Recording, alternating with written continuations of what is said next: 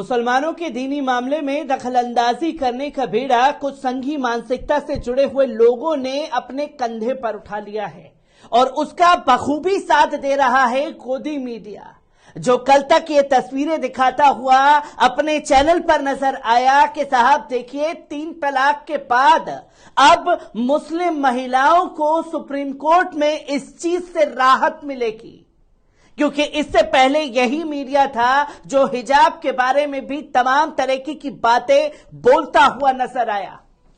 और यही मीडिया था कि किस तरीके से 3 तलाक मामले में मुस्लिम समुदाय को कटघरे में ला करके खड़ा किया, और अब फिर से वही पैटर्न अपनाया जा रहा है जहां बात निकाह के ऊपर पहुंच गई है।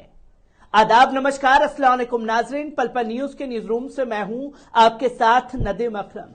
जी हां, सुप्रीम कोर्ट में निकाह, बहुविवाह, हलाला को लेकर के कुछ संघी मानसिकता से जुड़े हुए लोगों द्वारा याचिका डाली गई और उस याचिका पर सुनवाई के दौरान जजों ने यह फैसला ले लिया है कि अब नई बेंच गठित होगी जो इस पूरे मामले को संज्ञान में लेगी।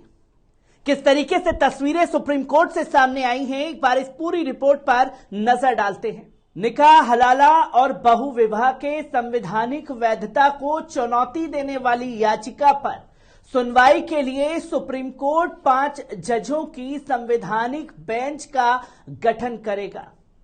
सुप्रीम कोर्ट के चीफ जस्टिस डीवाई चंद्रचूड़ की अगुवाई वाली बेंच में याचिका वकील अश्विनी उपाध्याय के द्वारा कहा गया कि पहले के संवैधानिक बेंच के 2 जज रिटायर हो चुके हैं। ऐसे में नया संवैधानिक बेंच का गठन होना चाहिए, जिस पर सीजीआई ने कहा कि कई महत्वपूर्ण मामले हैं जो संवैधानिक बेंच के सामने पेंडिंग पड़े हुए हैं और आप चाहते हैं हम इस पर पहले सुनवाई करें। हम इस मामले का ध्यान में रखते हुए नया संवैधानिक बेंच का गठन करेंगे।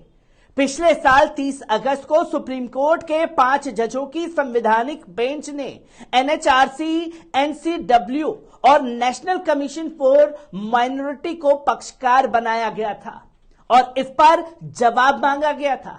बाद में जस्टिस बनर्जी और जस्टिस गुप्ता रिटायर हो गए। इसके बाद 24 नवंबर 2022 को याचिका ने मामला सुप्रीम कोर्ट में उठाया था और सुप्रीम कोर्ट के चीफ जस्टिस डीवाई चंद्रचूड़ की अगुवाई वाली बेंच ने कहा था कि वे इन मामलों की सुनवाई के लिए संवैधानिक बेंच का गठन भी करेंगे। सुप्रीम कोर्ट ने 26 मार्च 2018 को निकाह, हलाला और बहुविवाह की संवैधानिक वैधता को चुनौती देने वाली याचिका को संवैधानिक बेंच को रेफर भी कर दिया था। निकाह, हलाला, बहुविवाह को गैर संवैधानिक घोषित करने की याचिका पर सुप्रीम कोर्ट ने सुनवाई के दौरान केंद्र सरकार को खासतौर पर नोटिस भी जारी किया था और नोटिस जारी कर जवाब दाखिल करने को कहा था। सुप्रीम कोर्ट की justice Indira Banerjee, justice Hemant Gupta, justice Suryakant, justice M Sundaresan और जस्टिस सुधांशु धूलिया की संवैधानिक बेंच में 30 अगस्त को मामला सुनवाई के लिए आया था। तब बेंच ने इस मामले में एनएचआरसी, राष्ट्रीय महिला आयोग और नेशनल कमीशन फॉर माइनॉरिटीज को भी इसमें नोटिस जारी कर जवाब मांगा था और इसी में केंद्र सरकार को भी नोटिस जारी किया था। इसके बाद 23 सितंबर को जस्टिस बनर्जी और 16 अक्टूबर को जस्टिस गुप्ता रिटायर हो गए। सुप्रीम कोर्ट में मुस्लिम महिला के साथ साथ एडवोकेट अश्विनी उपाध्याय आदि ने अर्जी दाखिल कर बहुविवाह और निकाह, हलाला के संवैधानिक वैधता को चुनौती दे रखी है।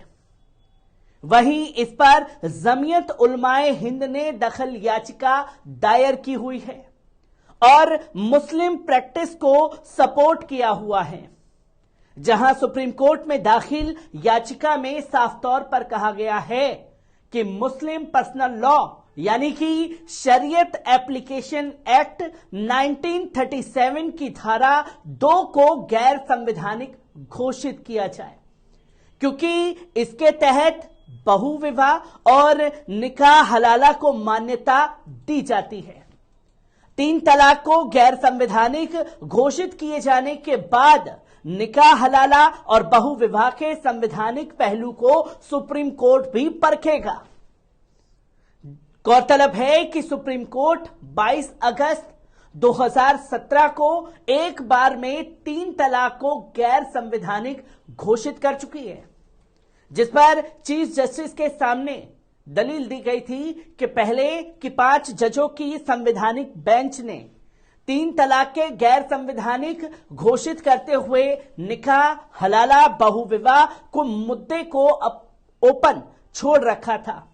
सुप्रीम कोर्ट में बीजेपी नेता अश्वनी उपाध्याय की ओर से यह अर्जी दाखिल की गई है। दोस्तों, आपको बता दूं कि यह वही अश्वनी उपाध्याय है जो बीते साल भर पहले जंतर मंतर पर मुल्ले काटे जाएंगे के नारे लगा रहा था, और उसी के द्वारा यह अर्जी दिल्ली के 2 मुस्लिम महिलाओं की ओर से भी दाखिल की गई।